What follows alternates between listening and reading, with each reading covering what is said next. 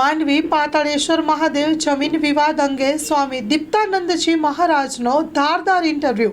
આવો જોઈએ તેમનો વિશેષ અહેવાલ મા ન્યૂઝના માધ્યમથી. Story report by Paresh Joshi, Mandvi. मैं आपको बताऊं, ये पातालेश्वर महादेव जो है ये समाज की जगह है. ये विद्वान व्यक्ति, हमारे तपस्वी व्यक्ति श्री रविशंकर गगुभाई त्रिवेदी की मूल और खुद की व्यक्तिगत बनाई हुई संस्था है, जिनका रजिस्टर उन्होंने ट्रस्ट डीड बनाया 1950 में. 1950 में ट्रस्ट बनाया. उससे पूर्व ये पातालेश्वर महादेव स्वयंभू स्थापित है पहले से. अच्छा, वो एक विद्वान, उस समय के ब्रिटिश शासन में पढ़े लिखे विद्वान थे और उनका कोई संतान या कोई परिवार नहीं होने के कारण और वो आस्थावान भक्त होने के प्रमाण के रूप में आप जो प्रत्यक्ष रूप देख रहे हैं आप, ये पातालेश्वर महादेव की सेवा पूजा में अपना जीवन यापन करते थे.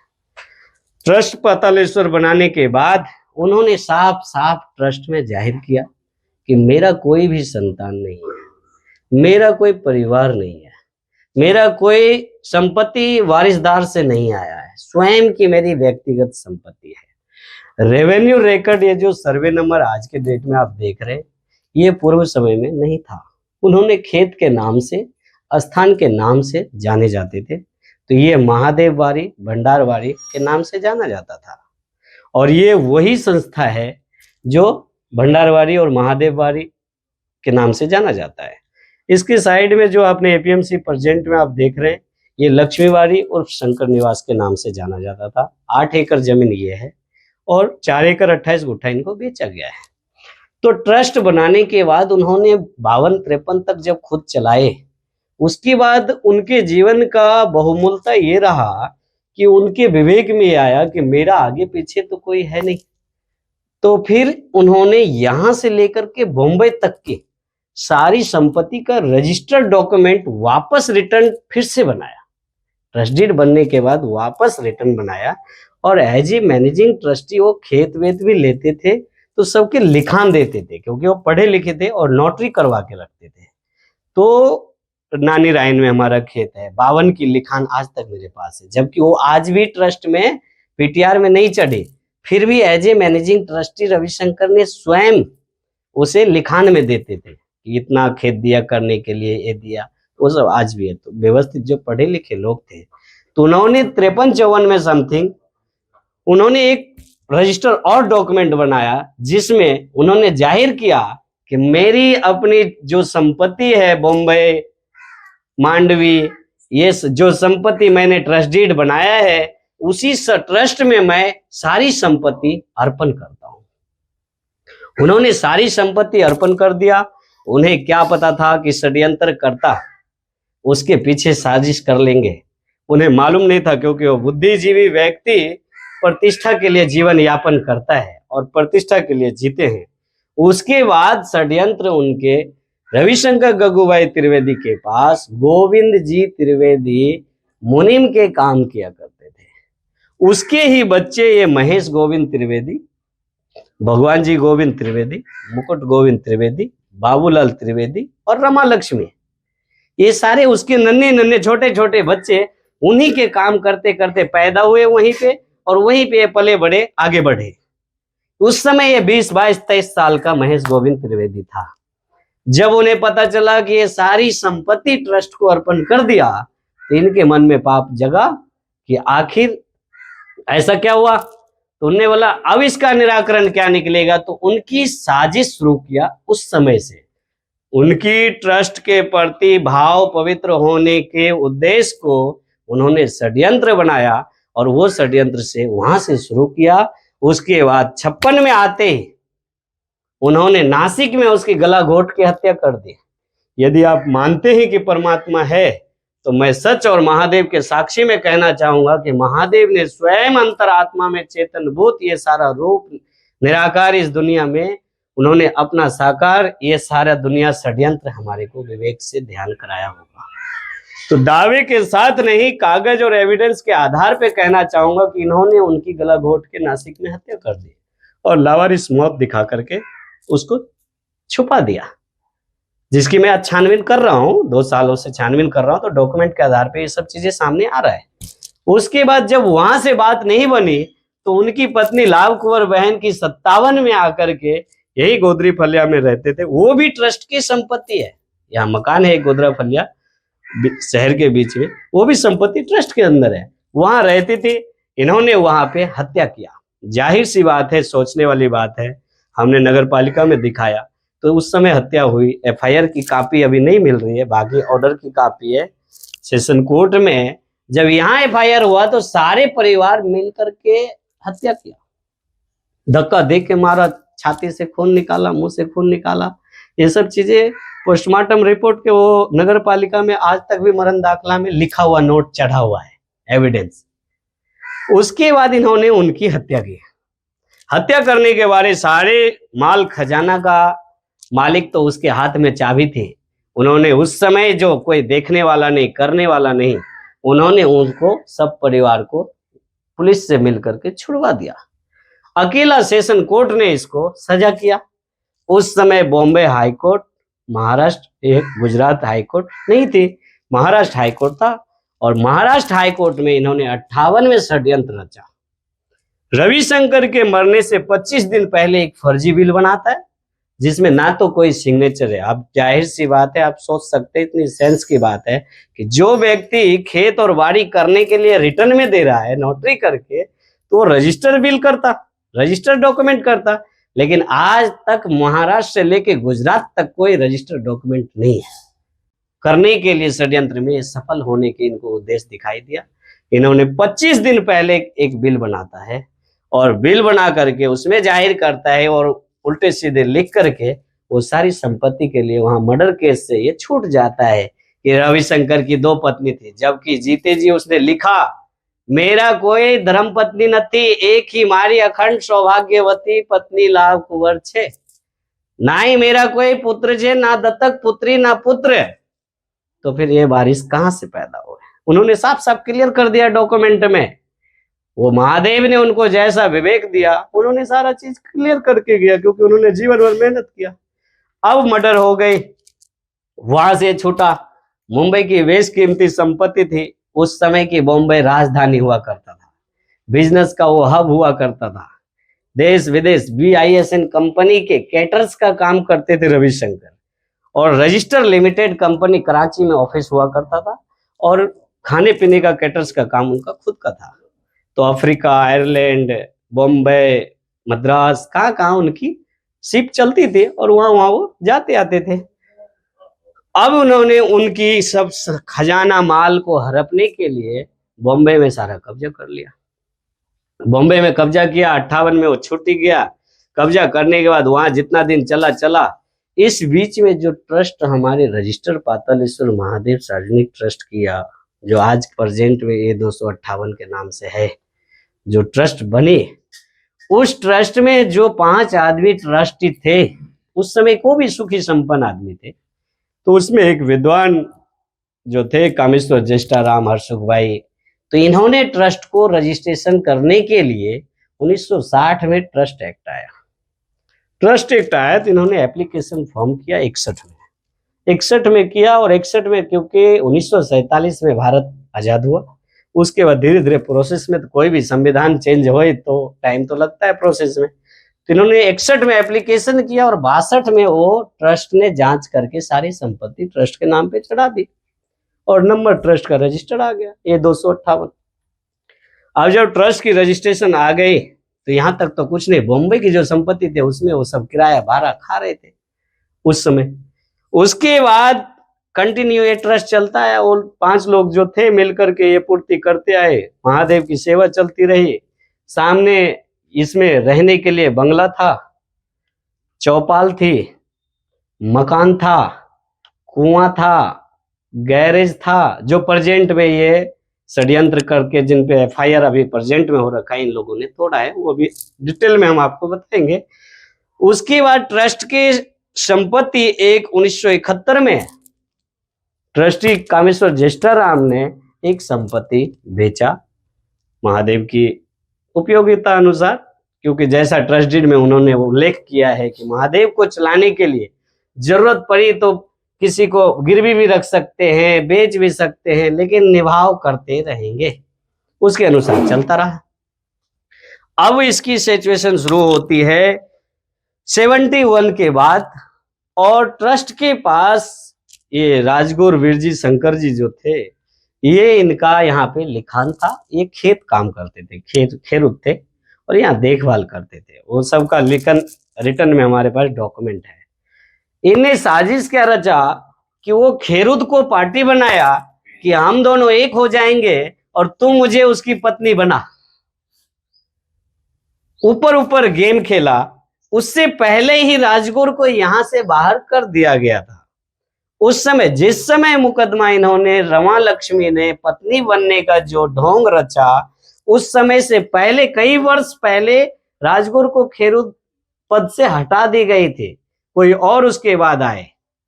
उसके बाद धनिक आए, पुजारी। हमारे पुजारियों का सबका लिखन हमारे पास आज भी है। उसके बाद क्या होता है कि ये उनको पार्टी बनाते हैं, और दोनों की मिली भगत में कि तुम हार जाना और मैं जीत जाऊंगा, मेरे को पत्नी डिसाइड हो जाएगा, फिर मैं ये सारी संपत्ति कब्जा कर लूंगा, तेरे को मकान बना के देंगे न फलाना देंगे। ये सारे षड्यंत्र में वो सफल होने के लिए बहुत कुछ पापड़ बेले। बाद में वही हुआ, भाई खेरुत के पास मालिक तो था नहीं, ओनरशिप तो था नहीं, ट्रस्ट का रिटर्न में लिखत में आज भी है। तो कोर्ट ने उसको डिसाइड कर दिया, उसको अधिकार नहीं है, वो नहीं कर सकता। और इसको पत्नी के रूप में एडमिट करने के लिए जो षड्यंत्र रच रहा था, वहां पे ये सफल होने में कामयाब होने की दिखाई देने लगा। उसके बाद भी केस चलता रहा, फिर भी वो उसकी दोनों की टोनिंग नहीं मिली। वो हाईकोर्ट में अपील किया राजगुरु ने, हाईकोर्ट से रिटर्न आया, वहां से भी हार जीत ऐसी चलती रही, प्रोसेस चलता रहा। बाद में इन्होंने 82 में केस यहाँ पे स्पेशल मामलेदार में केस डालता है, और यहाँ पे हुक्म करवाता है कि ऊपर के आधार पे ये संपत्ति उसके राजगुरु, उसको रमा लक्ष्मी को मान लेता है। अब 82 में मुकदमा होती है, और 2001 तक कहीं भी रेवेन्यू रिकॉर्ड में आज तक 2001 से पहले कहीं भी रमा लक्ष्मी कहीं मालिक नहीं है, कहीं भी कोई संपत्ति में वारिस नहीं थी। अब उसके बाद क्या होता है, इन्होंने क्या किया कि वो संपत्ति से पहले 4 भाइयों के फेवर में 96 में एक बिल बनाती है कि ये सारी संपत्ति हमारे पति की है, और मैं ये सारी संपत्ति वारिसदार में मिला हुआ है, और मैं अपने भाई के नाम करती हूँ। 96 में बिना अथॉरिटी का जो चीज मेरे पिता के नाम पे नहीं है, वो मैं किसी को देने का अधिकार नहीं हूँ। फर्स्ट 420 वहां से शुरू हुआ। षड्यंत्र शुरू से चल रही है, इनकी गेम तो पूरी शुरू से चला षड्यंत्र, पर वहां पे ओपन हुआ पर्दा कि बिना मालिक के ही उसने फर्जी रजिस्टर्ड बिल बनाई, मांडवी में रजिस्टर्ड किया। उसके बाद दोनों की गेम चलती रही। महेश ने क्या किया, 2001 में और एक्स्ट्रा बिल बनाया पर्सनल नाम पे। करता है कि 96 में जो बिल बना उसे कैंसिल करके लास्ट में मेरी बहन ने मेरे फेवर में बिल बनाया, और उसका नतीजा ये हुआ कि भगवान जी गोविंद त्रिवेदी, मुकुट गोविंद त्रिवेदी और ये बाबूलाल गोविंद त्रिवेदी, इन सब का मेल टूनिंग जो था, ये टूनिंग को देखते उन्होंने पावर ऑफ अटॉर्नी, जो रमा लक्ष्मी तो एक मोहरा थी, सारा षड्यंत्र तो महेश का था, वो तो एक मोहरा थी, उसकी कठपुतली थी। वरना कोई अपनी बहन को किसी की लुगाई नहीं बनाए। अपनी संपत्ति को कब्जा करने के लिए अपनी बहन को किसी के पास भेज दे, वो इंसान की सोच कैसी। अब उन्होंने उस will power of attorney Rama Lakshmi के आधार पे नाना लाल जेठालाल फुफल को 2007 में रजिस्टर्ड दस्तावेज करते 13 एकड़ 24 गुठा की, जबकि ऑन रिकॉर्ड 13 एकड़ 33 गुठा भंडारवाड़ी के नाम से जानी जाती है। उसको तो पता नहीं था। बिल बनाया 13-24 की बनाई, और दस्तावेज भी 13-24 की किया। अब वही सब गेम था, षड्यंत्र था, मिली भगत। क्योंकि जब 2 पार्टी नहीं लड़ेंगे तो एक के डिसाइड कैसे होगा। कहीं भी कुछ भी हुआ, पातालेश्वर को पार्ट नहीं बनाया है, ना पहले बनाया ना आज भी बनाया। अब इन्होंने उस गेम में सफल हुआ, नानालाल जेठालाल को बेच दिया। नानालाल जेठालाल ने 8 में नवल सिंह मोहम्मद सिंह जडेजा को बेचा। अन्य 4 व्यक्ति उसमें शामिल थे, मुसलमान बेग अहमद कुछ करके वो भी शामिल था। 5 लोगों के नाम उन्होंने दस्तावेज किया 13 एकड़ 24 गुठा का। अब वो प्रोसेस चालू हुआ, तो इनकी दोनों की पैसे की टोनिंग नहीं बनने के कारण महेश ने कहा कि पैसे नहीं देता है तो मैं दस्तावेज कैंसिल कराता हूं। महेश ने उसको फॉर्मेलिटी के लिए केस दाखिल किया कि सेशन कोर्ट में कि इस केस को, ये जमीन जो है ये हमारी है और जो भगवान जी ने बेचा इसे खारिज किया जाए। तो महेश का केस उन्होंने 86/2007 वाली जो मैटर उन्होंने निकाल दिया, रिजेक्ट कर दिया। तो महेश ने उसको फिर भी बातचीत में चलता रहा और वो बाद में 2012 में अपील करता है। उससे पहले नवल सिंह सारे जितने भी गवर्नमेंट एम्प्लॉय को अपने फेवर में लेकर के इन्होंने एनए कराया 2011 में। अब देखो यहां फिर से षड्यंत्र होता है। अगर ऑल इन्वेस्टिगेशन की जाए तो शुरू से लेकर सारे अधिकारी अभी जेल में अंदर बैठेंगे, इसमें कोई संदेह नहीं है। 13-24 की दस्तावेज बनती है और एनए होती है 13-33 की। हमारे बाप की जो संपत्ति नहीं है वो कैसे किसी को, एक बार को मान भी लो तो कैसे एनए कर दोगे? किसी के मकान नहीं कर सकते। और जबकि यहाँ पे महादेव स्थापित है, उसके एनए में कहीं भी पातालेश्वर दिखाया ही नहीं गया। उनसे पूछा जाए नक्शे में कहाँ है तो है ही नहीं। अब वो चीजें होने के बाद 2012 में हाई कोर्ट में अपील करता है और अपील करने के बाद 13 में जजमेंट देता है कि भाई, हाई कोर्ट में कहता है कि मेरे पास आखिरी बिल है, छेला बिल है, मेरी बहन ने मुझे दिया है। हाई कोर्ट ने कहा भाई इसको प्रोवेट लाओ, फिर आप करो। बाकी जितने 80 लोगों को नवल सिंह ने बेचा, आज जो प्रेजेंट में मैं बताऊं, शिवजी कृष्ण छावरिया जो है मेन षड्यंत्रकर्ता प्रेजेंट में, क्योंकि लेने वाले ने तो पैसे लिया और बैक हट जाता है। पर जो महामूर्ख वाली बात है वो ये है, इसने उस समय भी दलाली करता था। भगवान किसी को दौलत देता है तो उसका अभिमान नहीं होना चाहिए। ये रोड पे भटकता था, यहाँ पे दलाली करता था, उसका डॉक्यूमेंट 14-15 का हमारे पास है। 80 लोगों के नाम उस समय दस्तावेज था और हाईकोर्ट के आदेश से वो 80 दस्तावेज खारिज हो गए। ये वही नोद है एनए का जो नवल सिंह के नाम पे आज भी चल रहा है और रिकॉर्ड में वो खारिज हो चुका है। ये सारा षड्यंत्र फर्जीवाड़ा है। जांच होगी तो टोटल लोग जेल जाएंगे। अब उनने उसी नोद हाईकोर्ट ने जिसको कैंसिल किया, उसी नोद पे आज भी एनए चालू है। जबकि ऑलरेडी जब तुम्हारी संपत्ति का दस्तावेज कैंसिल हो गया तो एनए चालू नहीं रह सकता, किसी भी आधार पे नहीं रह सकता। उसके बाद वहां से चलता रहा। अब उनने षड्यंत्र रचने के लिए वो प्रोबेट इनको जी 4 बार खारिज किया, 3 बार हाईकोर्ट महाराष्ट्र में। फिर उसे कन्वर्ट किया एप्लीकेशन में, 11 कुछ करके एप्लीकेशन में किया, वहां भी 1 साल केस चलाया। केस चलने के बाद 2016 में, क्योंकि बॉम्बे में लगभग मतलब लाखों में क्या करोड़ों में कीमत है संपत्ति की, ना जाने उतना तो सोना चांदी हीरे मोती थे उनके पास।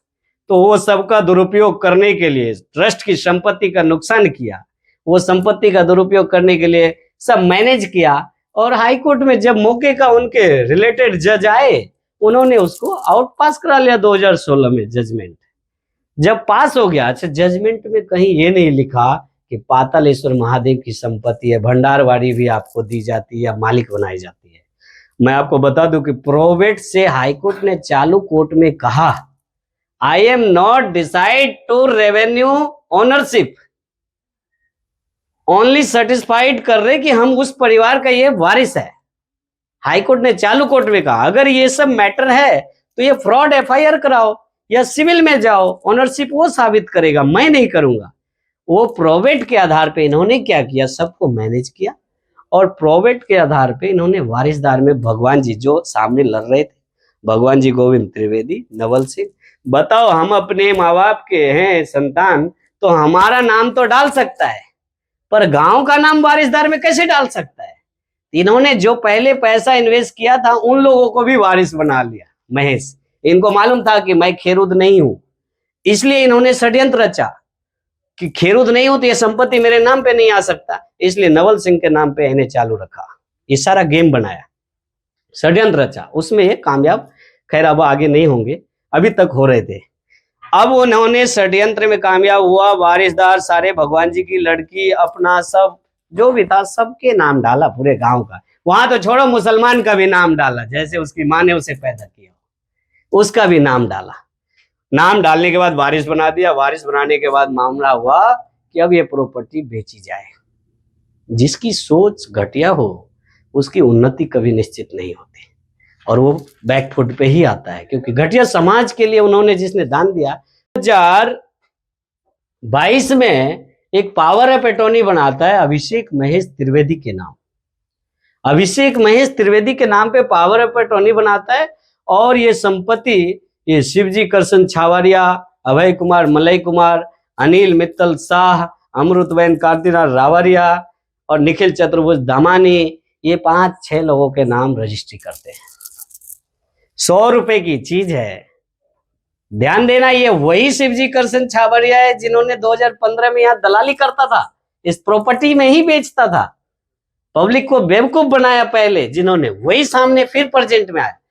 तो इन्होंने सब मिलकर के रजिस्ट्री कराया। किसी को आज तक जितनी आपने हिस्ट्री देख सुन रहे हो, मौके पे कोई नहीं आया।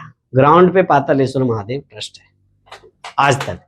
अब इन्होंने 2022 में रजिस्ट्री करते तो ये हसमुख भाई पटेल करके गैरेज वाले थे, वो मर गए शायद, अभी कुछ दिन पहले मर गए। तो उन्होंने गुरुजी को बार बार बोलते थे, गुरुजी मैं 10 लाख रुपए देता हूँ, आप महादेव का निर्माण शुरू करो और इसका भव्य निर्माण करते। थोड़ा शिवलिंग खंडित हो रहा है, तो हमारे गुरुजी ने उनको कहा कि तू जो करना चाहे कर ले, मैं आऊंगा तो कर लेना। दिसंबर माह में हम यहाँ आए। हमारी एंट्री कैसे होती है? दिसंबर माह में आए, उसको परमिशन दे रखा था। यहाँ पे सब परिवार मिल करके, भगत जगत और भी लोग आकर के पुनर्इनका जीवन उद्धार किए महादेव का। उसके बाद नगर पालिका बुलाए, रास्ता साफ कराए। उसके बाद भी 10 जगह हमारे गुरुजी की संस्था है। वृंदावन है, हरिद्वार है, हरिद्वार में 5 आश्रम है, दिल्ली में है, ISBT में है, ब्रज घाट में है, गंगानगर में प्रेजेंट में बन रहा है। तो अगर हमारे पास तो सारा युक्ति मुक्ति भक्त परिवार ही है, ये समाज हमारा परिवार है और समाज के लिए हम जीवन यापन कर रहे हैं। तो धर्म के कार्य के लिए कर रहे हैं, इसलिए समाज हमारे साथ खड़ा है। अब उसको लेकर के यहाँ पे चर्च हुआ और फिर हम हरिद्वार चले गए। उसके बाद इन्होंने चोरी किया। शिवजी करसन छावरिया, इनमें जो FIR हो रखी है, प्रेजेंट में पुलिस में FIR है। इन लोगों ने षड्यंत्र रचा।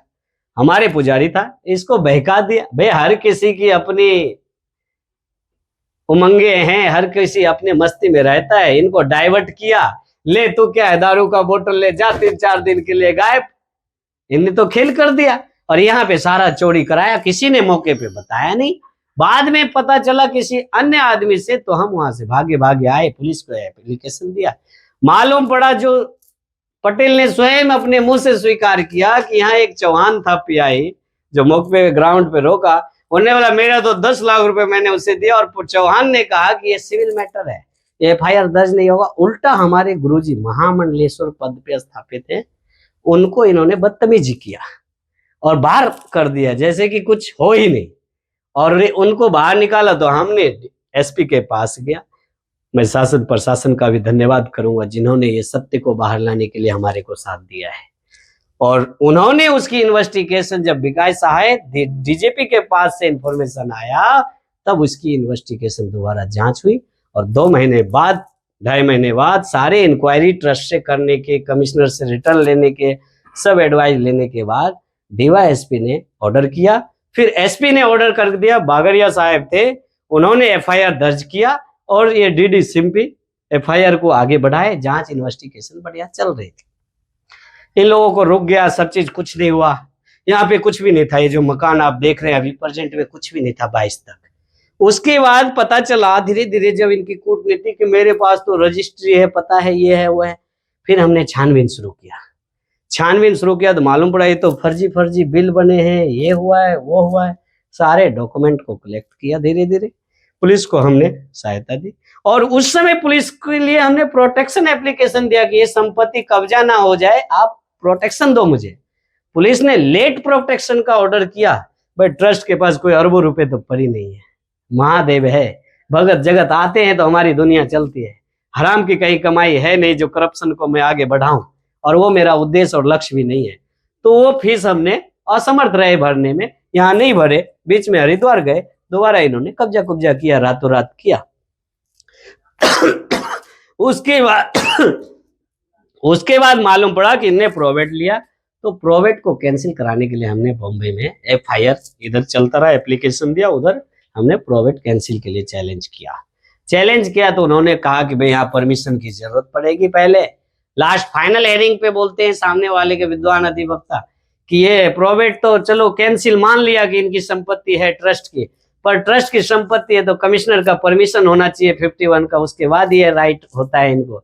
ये बात को लेकर के तो हमारे वकील ने कहा कि हमने परमिशन के लिए प्रोसेस किया हुआ है ज्वाइंट कमिश्नर राजकोट में, तो उन्होंने कहा कि जब ज्वाइंट कमिश्नर का ऑर्डर किया, जजमेंट पास किया, ज्वाइंट कमिश्नर का आपका ऑर्डर आ जाए लीगल, उसके बाद आप फ्रेश पिटीशन दाखिल करो, आपको वेल नहीं किया जाता है, सुप्रीम कोर्ट का जजमेंट है, हम केस को पेंडिंग नहीं रख सकते। और इतना बोल करके डिस्पोज कर दिया, खारिज कर दिया। खारिज करने के बाद वापस हमने परमिशन मिला। ये 70 लोग जो हैं, ये जो 70 लोग बने, इसकी भी बात बड़ी गहरी साजिश है। ये शिवजी कृष्ण छावरिया और ये 5 लोग जो थे, 6 लोग मिलकर के षड्यंत्र क्या रचा कि ट्रस्ट में, हमने तो ट्रस्टी शुरू से हैं, और दूसरी बात, मेरा गुरु का मैं इकलौता शिष्य हूँ, मैं इसका वारिस परंपरागत भी हूँ, संस्था की मैं वारिस परंपरागत हूँ, अकेला शिष्य हूँ, तो ये मेरा धर्म है कि मैं अपने धरोहर की रक्षा करूं। तो मैं ट्रस्टी भी हूँ पातालेश्वर महादेव। ऐसी आदमी है, उतना कायदा कानून मालूम होता तो ये चोर डकैत थोड़ी अंदर आते। अब इन्होंने क्या किया, वहां चेंज रिपोर्ट हमने फाइल किया, वहां पे इन्होंने बांधा अर्जी दिया। ये निखिल चतुर्भुज दामानी और ये शिवजी दोनों मिलकर के बांधा अर्जी दिया। क्यों? ताकि ये उधर उलझे रहेंगे, इधर प्रॉपर्टी ट्रांजैक्शन कर दिया। भोले भाले मांडवी के लोग जिन्होंने देश नहीं दुनिया नहीं देखा, बाहर सबके बच्चे रहते हैं, वहां से पैसे आते हैं तो इनके घर चलते हैं, डावेली खा के जिंदगी जी लेते हैं, इनको आगे का क्या पता। इन्होंने षड्यंत्र रचा और वो भोले भाले इंसान को 70 लोगों के नाम दस्तावेज कर दिया। यहां तक ही नहीं, इस मैटर में अगर पुलिस जांच करे, इन्वेस्टिगेशन करे, तो ये जिंदगी भर बाहर ना निकले। यहां तक हुआ कि तेरे नाम पे मैं संपत्ति करता हूं, मैं तेरे बैंक में पैसा डालता हूं और तू मेरे को चेक दे दे और मैं तेरे नाम पे प्रॉपर्टी रजिस्ट्री कर दूंगा। ऐसे 4 केस यहाँ सामने है। ये राजगौर, ये जो है, क्या नाम इनका, जो हमारा खेरुत था उसका लड़का है सामने, वो ईश्वरलाल क्या है ये, उसके नाम पे ऐसे दस्तावेज, कई दस्तावेज ऐसे हुए जिसको 1500 रुपए स्कूटी भरने का किस्त का पैसा नहीं हो, उसके नाम पे 50-50 लाख के दस्तावेज किए। वो गरीब आदमी को इन्होंने उलझाया, गुमराह किया। भगवान के घर में देर होता है, सत्य परेशान जरूर होता है पर पराजित नहीं होता। यहाँ पे वही करप्शन की दुनिया है। फिर उसके बाद हमने यहाँ पे अप्लाई किया, धीरे धीरे इन्होंने उलझा के रखा, 70 लोग हो गए। उधर चैरिटी कमिश्नर से हमारी परमिशन आ गई, चैरिटी कमिश्नर से परमिशन आ गई। परमिशन आने के बाद हमने सिविल सूट दाखिल किया, क्योंकि पहले ही जाहिर हो गया कि प्रोवेट से कोई मालिक नहीं बनता, केवल वारिस साबित होता है, मालिक नहीं होता। अब चैरिटी कमिश्नर से परमिशन आया तो सिविल सूट दाखिल किया इनके दस्तावेज रद्द करने के लिए। रद्द करने का जब दस्तावेज दाखिल किया तो देखो, न्याय तो सबके लिए है, और कहते हैं भगवान की आंखों पे पट्टी है। आज प्रेजेंट में आप देखो, जिंदगी भर सुप्रीम कोर्ट में पट्टी लगी रही न्याय पे भी, और आज उस न्याय को, ये भ्रष्टाचारी को देखते हुए ही सुप्रीम कोर्ट ने जजमेंट को, संविधान को चेंज किया होगा, टैग को चेंज किया कि अब आंखें खोल करके न्याय करो, पक्ष विपक्ष मत करो। अब आपकी आंखें खुली है, बंद कानून नहीं है, अंधा कानून। अब आंखें कानून की भी खुली है, अब देख के न्याय करो। उसके बाद भी उनकी बुद्धिमत्ता में छिन्नमस्तिका कैसे विराजमान हुई। डिस्ट्रिक्ट कोर्ट ने उल्टे सीधे ऑर्डर किया जिसका कोई आधार नहीं, कोई पैमाइश नहीं किसी चीज का, तो उसका हमारे भी लीगल एडवाइजर सब है। और मैं धन्यवाद करता हूं लक्ष्मी चंद जी का, जिन्होंने ये महादेव को जागृत करने में यहाँ तक लाया। उसके बाद इन्होंने बेचारे सब मेहनत किया और हाई कोर्ट में अपील किया। हाई कोर्ट में प्रेजेंट में ये केस पेंडिंग पे है, और इसी केस में इन लोगों पे जो FIR नंबर 360 है, जो 2023 में रजिस्टर हुआ, ये सब में ये अगोतरा जामीन पे 7 लोग हैं, एंटीसिपेटरी बेल लिया हुआ है। मैं आपको ये भी बताऊं कि भ्रष्टाचारी का कितनी बड़ी दुर्भाग्य है इस भारत का, इतना बड़ा करप्शन है कि 420, 67, 68 में, ये सारे धाराओं में कहीं पे आप पूरे भारत में नहीं सुनेंगे कि लोअर कोर्ट ने कहीं जमानत दी होगी। वो बुद्धि आदि शक्ति कोई जज थी, उनने इस मैटर में जज दिया। चलो हमने दे भी दिया तो हमारे विद्वान अधिकारियों ने कहा, गुरुजी ये मैटर FIR कागज की है, चोरी किया है, संपत्ति ले गया है, सोना चांदी लिया, वो सारा आपको वापस मिलेगा, आप चिंता ना करो, जांच होने दो। स्थानिक पुलिस इन्वॉल्वमेंट हुआ, DDCP जांच करते रहे, तब तक कुछ नहीं हुआ। उसके बाद यहाँ पे एक राइटर आया, स्थानिक पुलिस, मैं तो किसी को नहीं छोड़ने वाला, मैं तो हाईकोर्ट इनको घसीट दूंगा, रिटायर भले हो गया हो कोई, पर मैं इनको अंदर ठोकने वाला ही हूँ, कोई दिक्कत इसमें शक नहीं है। और मेरा धर्म, अगर भगवान ने मुझे अपने कर्म के लिए जन्म दिया है तो मुझे किसी बात का डर भी नहीं है। ये इन्वॉल्व हुआ, और इसमें सारे परिवार लोकल होने के कारण सारा जांच पलट गया। घर पे जाकर के आए, कोर्ट डिस्ट्रिक्ट कोर्ट देता है कि भैया आप नोटिस करो और जमानत दो और लीगल प्रोसेस के लिए बुलाओ, अगर आपके पास नहीं आता है तो अगोतरा कैंसिल करो। ये घर पे जाके बॉम्बे जमानत दे रहे, भैया वो तो कुबेर का खजाना मेरा ही चुरा के ले गया और मुझ पे ही यूज कर लिया, पुलिस को अपने फेवर में ले लिया। सारी दुनिया तो बिकती नहीं, तो भगवान के घर में अंधेर होता है, देर नहीं होता है। ऊपर बैठे एसपी साहब ने कहा किसी भी प्रकार का इस जांच में कोई ढिलासाई नहीं होनी चाहिए, कोई गड़बड़ नहीं होना चाहिए। और महादेव की भी, शासन प्रशासन का भी मैं आज तक धन्यवाद करता हूँ कि आज तक उस मैटर में कोई ऐसी गड़बड़ नहीं हुई है। परेशान हुआ, समय लग रहा है, इन्वेस्टिगेशन चल रहा है। और मैं धन्यवाद यहाँ के लोकल एमएलए और एमपी का भी करना चाहूंगा, जिन्होंने मुझे राय दिया कि लीगल प्रोसेस कानून का अपनाइए, लड़ाई झगड़ा हमारा धर्म नहीं है, आप लीगल प्रोसेस में चलिए। और वो मीटिंग बैठ करके राय दे करके फिर मुझे यहां तक पहुंचाने का कार्य किया। और अब मैं आप सब से, लोकल स्थानिक मांडवी वासियों से, भुज वासियों, कच्छ वासियों से प्रार्थना करते हुए कहूंगा, ये संपत्ति आपकी धरोहर है, मेरी नहीं, मेरी व्यक्तिगत स्वार्थ नहीं है, ये समाज के लिए जगह है। समाज पे इस पे रिसर्च सेंटर बने, हॉस्पिटल बने, जैसा रविशंकर का मूल उद्देश्य था उस पथ पे चले। पर ये सब भ्रष्टाचारी लोग यहाँ पे प्लॉटिंग करे, मॉल बनाए, होटल बनाए, टॉकीज बनाए, ये पवित्र भूमि पे नहीं होगा। और ये पवित्र भूमि महादेव की है, महादेव की रहेगी। हम आज हैं, कल नहीं होंगे, पर मेरी परंपरा यहाँ चलती रहेगी।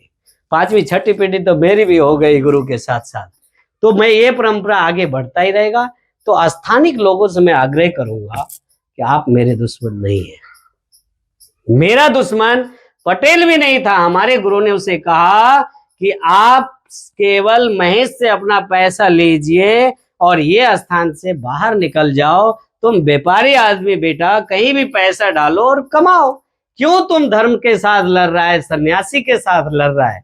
तो उसने हमारे महामंडलेश्वर पद पे विराजमान प्रेजेंट में निर्णय अखाड़े से उस व्यक्ति ने, व्यक्तित्ववान व्यक्ति को कहता है कि इसकी माँ ने दूध पिया कि ये जमीन मुझसे ले लेगा।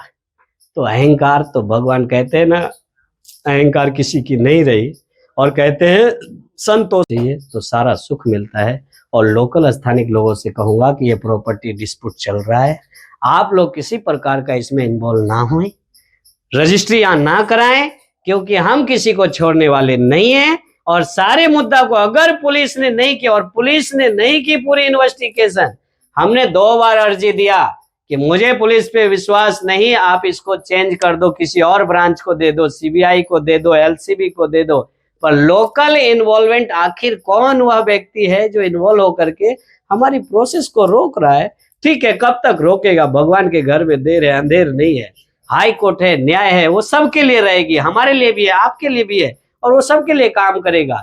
तो मैं कहना चाहूंगा, जिस दिन खुलासा हो गया, पर्सनल एफआईआर हम उन लोगों पे करेंगे, चाहे वो एमपी हो, ने एमएलए हो, या गुजरात का हो, या विदेश का हो, जो भी हो, उन लोग को भी नहीं छोड़ा जाएगा। और स्थानिक लोगों को दीपावली, धनतेरस, नूतन वर्ष की ढेर सारी शुभकामनाएं देते हुए और धन्यवाद करते हुए, और लक्ष्मी चंद जी एडवोकेट का भी, मैं एडवोकेट तो कम, हमारे महादेव के भक्त ज्यादा है, भगवान ने इनको सारा जीवन चिरंजीवी बनाए रखे, दीर्घायु दे। और सभी मांडवी वासियों, कच्छ वासियों को भी मैं नूतन वर्ष की शुभकामनाएं दूंगा। सबके लिए मंगल कामनाएं करते हुए ओम नमो नारायण, पातालेश्वर महादेव की जय हो। और आप सब इलेक्ट्रॉनिक मीडिया के लिए भी मैं कहना चाहूंगा कि आपके बीच में सनातन धर्म, चाहे वो मुस्लिम का हो, धर्म ईसाई का हो, क्रिश्चियन का हो, किसी का भी जमीन जगह हो, उसकी रक्षा करना आपका भी धर्म है। अंधे को अंधा बताना आपका कर्तव्य है। सत्य के साथ खड़ा होना आपका फर्ज है। आप अपनी निष्ठा और पवित्रता के साथ ये ध्यान दें। और सन्यासी आपका अपना परिवार है, उसकी आत्मरक्षा और स्वाभिमान के लिए आप अवश्य खड़े हों।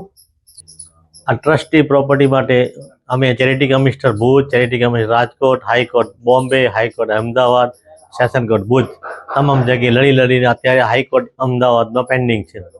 ट्रस्टी प्रॉपर्टी है, वहाँ रविशंकर गगुभाईए जे ते वखते ट्रस्ट डीड बनावी गया है, त्यार पछी एमणे बख्शीश पर बनावी गया है।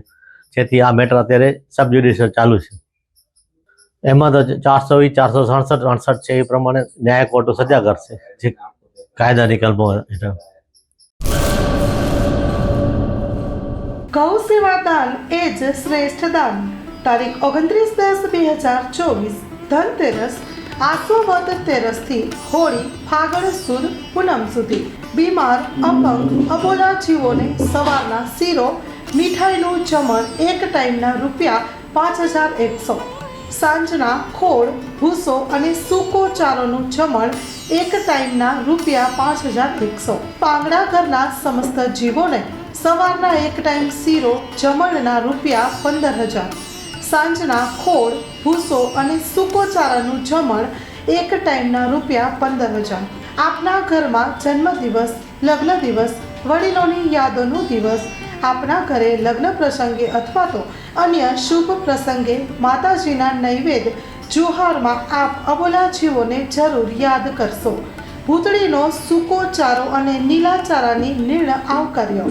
ખાસ નોંધ, એક ગાયને 11,000માં દત્તક લેનારનું તેમજ 15,000 જમણના દાતાનું નામ 1 વર્ષ સુધી ગૌશાળાના બોર્ડ તકતી ઉપર રાખવામાં આવશે.